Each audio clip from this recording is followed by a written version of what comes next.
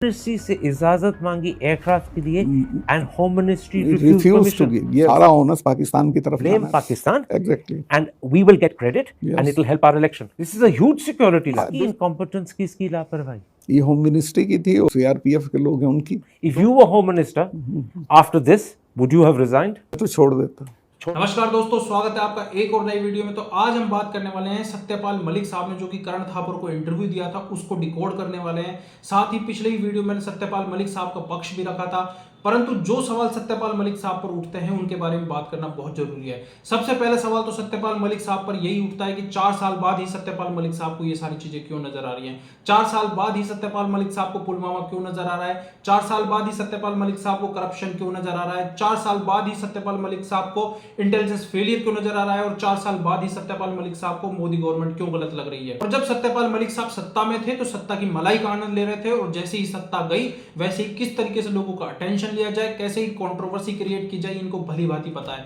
और इन्हें भली भांति पता है कि कौन से मुद्दों पर जनता है जो जाग कर खड़ी हो जाएगी, क्योंकि पुलवामा जैसे इंसिडेंट से लोगों की भावनाएं जुड़ी हुई है। सबसे पहले सत्यपाल मलिक साहब कहते हैं कि सीआरपीएफ ने होम मिनिस्ट्री से एयरक्राफ्ट के लिए मांग की थी और होम मिनिस्ट्री ने सीआरपीएफ को एयरक्राफ्ट देने से मना कर दिया। उसके बाद उसी शाम को मैंने पीएम को फोन किया और पीएम को फोन करके बोला कि अगर हम एयरक्राफ्ट दे देते तो ये घटना नहीं होती। सबसे पहले बात करते हैं होम मिनिस्ट्री के एयरक्राफ्ट ना देने की बात से। अगर होम मिनिस्ट्री ने एयरक्राफ्ट नहीं दिए और ये चीज आपकी नोटिस में थी तो क्या आपकी जिम्मेवारी या आपकी रेस्पॉन्सिबिलिटी नहीं बनती कि आप होम मिनिस्ट्री को फोन करके बोले कि उन्हें एयरक्राफ्ट दें। उसके बाद सत्यपाल मलिक साहब कहते हैं कि जिस रोड से सीआरपीएफ का काफिला जाना था वहां से कम 8 से 10 रोड लिंक करते हैं, और वहां पे ना तो कोई सुरक्षा के इंतजाम किए गए थे, ना ही रूट को प्रॉपर सैनिटाइज किया गया था। अब मैं सत्यपाल मलिक साहब से एक क्वेश्चन पूछना चाहता हूं, क्या सत्यपाल मलिक साहब आपके वहां पे गवर्नर, वहां के कर्ता धर्ता होने के नाते क्या आपकी रेस्पॉन्सिबिलिटी नहीं थी कि सीआरपीएफ और जो वहां की जम्मू कश्मीर पुलिस है उनका कोऑर्डिनेशन कराया जाए, एजेंसियों को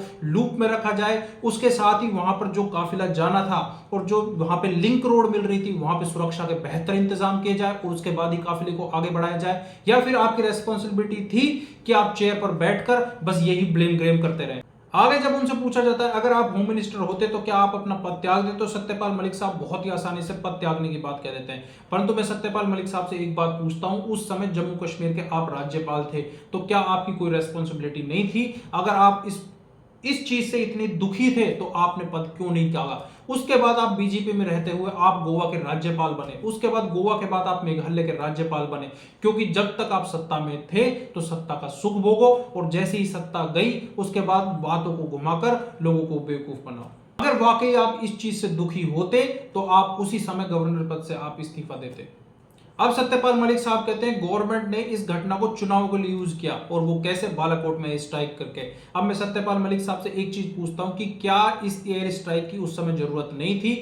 क्योंकि उस समय पूरा देश 40 शहीद जवानों की शहादत का बदला लेना चाहता था, क्योंकि उस समय पूरा देश एक आक्रोश की क्रांति से गुजर रहा था, और उस समय अगर आतंकियों के कैंपों को तबाह करना एक राजनीति से प्रेरित था तो ऐसी राजनीतिक कारण जरूरी है, ऐसे राजनीतिक कारण अच्छे हैं। आगे सत्यपाल मलिक साहब कहते हैं जब पुलवामा अटैक हुआ उससे पहले 300 केजी आरडीएक्स से भरी एक गाड़ी पूरे जम्मू कश्मीर में 10 से 12 दिन तक घूमती रही और उस पर किसी का ध्यान नहीं गया।